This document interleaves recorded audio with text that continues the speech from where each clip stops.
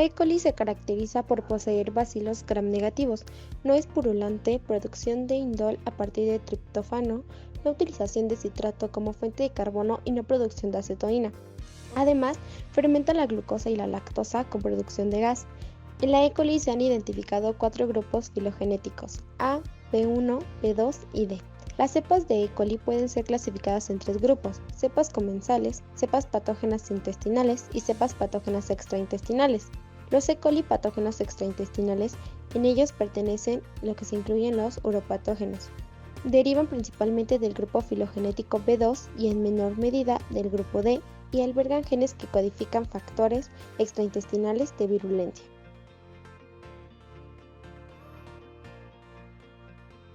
Epidemiología de la E. coli uropatógena, o también conocida como UPEC, es la causa principal de infecciones del tracto urinario y responsable en un 50% de las infecciones urinarias nosocomiales, representando elevados gastos médicos y alta morbilidad en el mundo.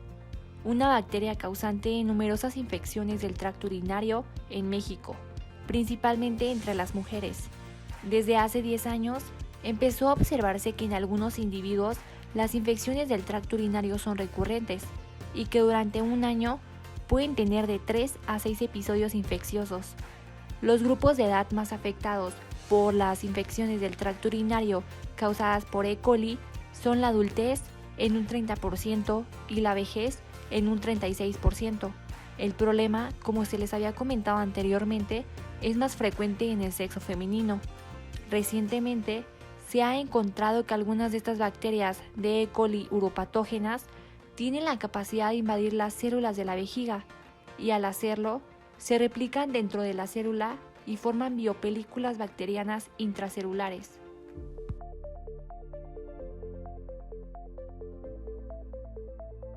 A continuación hablaré de la patogenia.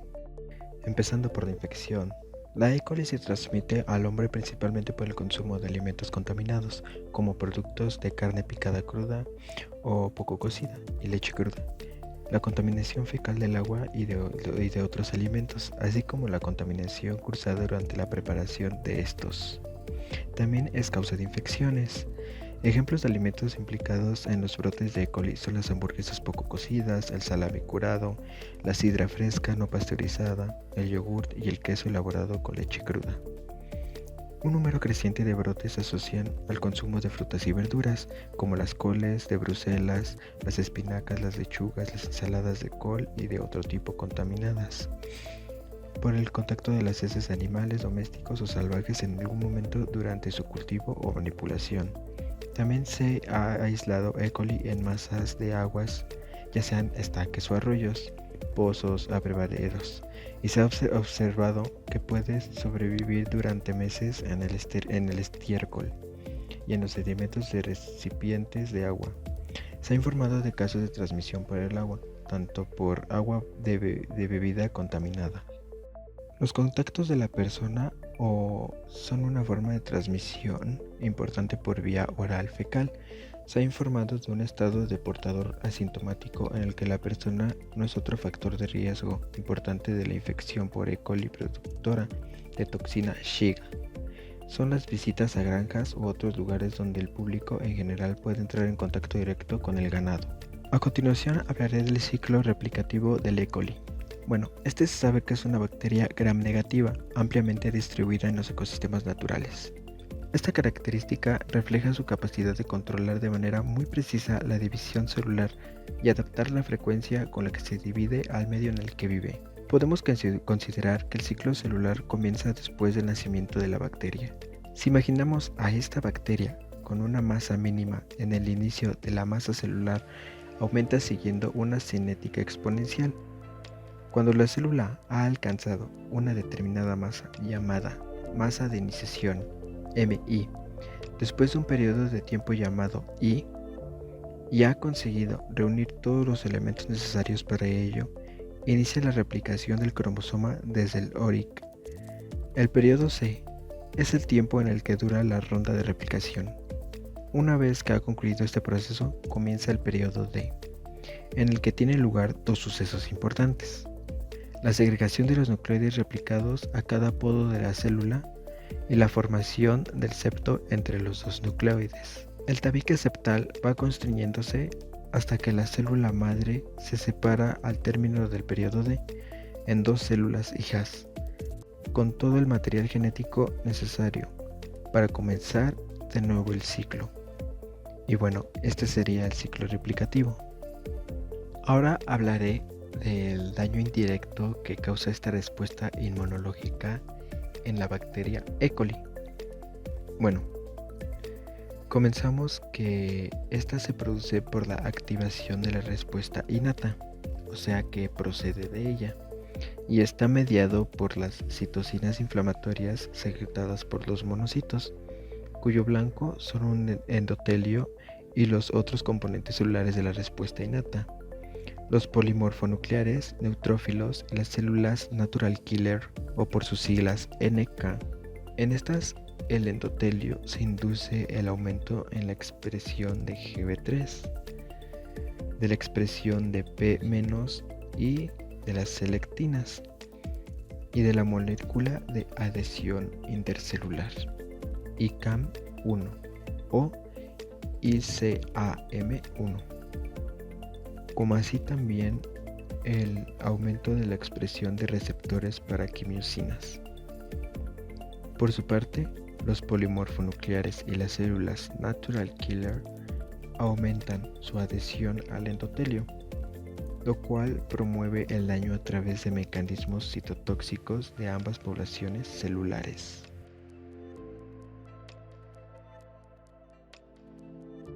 Las manifestaciones más comunes de una infección por E. coli son las que afectan sobre todo a las vías urinarias. Van a causar molestias al orinar, dolor y un aumento en la frecuencia de las micciones. Puede presentar fiebre, ya que puede afectar a los riñones. Cuando la infección ya es avanzada y o crónica, se caracteriza por malestar general, diarrea hemorrágica y fiebre de arriba de 38 grados. Se puede realizar un urocultivo para diagnosticar la infección.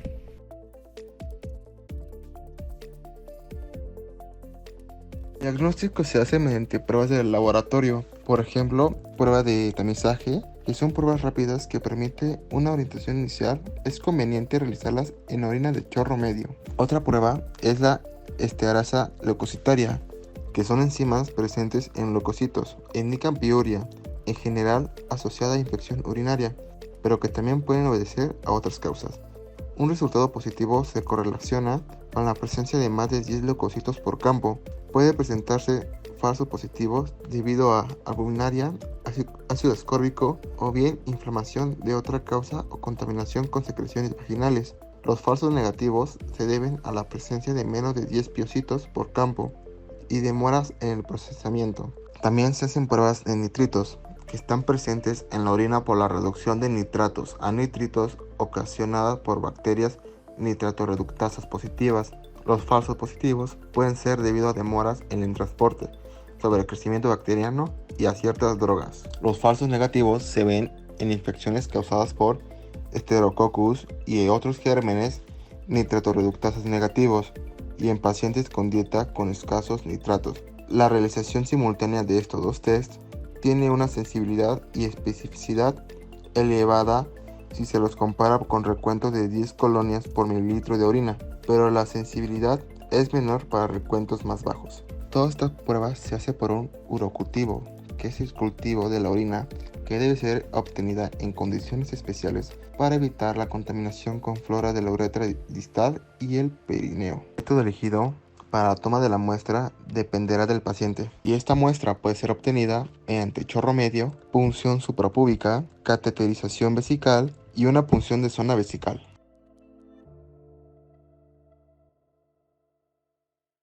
Tratamiento. En la actualidad, el patrón de susceptibilidad de las bacterias ha cambiado por la resistencia progresivamente creciente que es derivada del uso indiscriminado de antimicrobianos, como se ha descrito para E. coli. Ahora, en el caso de los niños, el tratamiento empírico inicial debe incluir la cobertura antibiótica de amplio espectro y la adaptación de la misma, basada en el resultado de los cultivos. En los niños no se recomiendan tratamientos de corta duración. El tratamiento debe continuarse de 7 a 10 días, dada la alta resistencia documentada de E. coli a ciertos antibióticos, como por ejemplo la ampicilina. En el caso de las embarazadas, debido a la alta resistencia mostrada para E. coli en nuestro medio, que es del 79%, no se recomienda el uso de ampicilina como primera elección en forma empírica.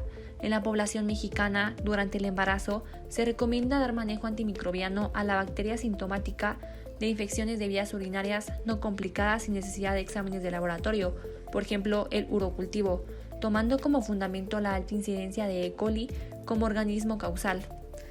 Ahora, en cuanto a la composición química, la célula procariota tiene un tamaño de unos 3 a 10 micómetros. Estas células no tienen núcleo, presentan una pared formada por dos membranas y entre ellas una capa de peptidoglicanos.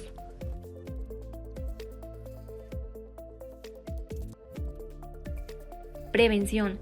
En adultos se recomienda la higiene general convencional del área urogenital y el vaciamiento vesical frecuente, lo que va a disminuir la adhesión bacteriana al urotelio.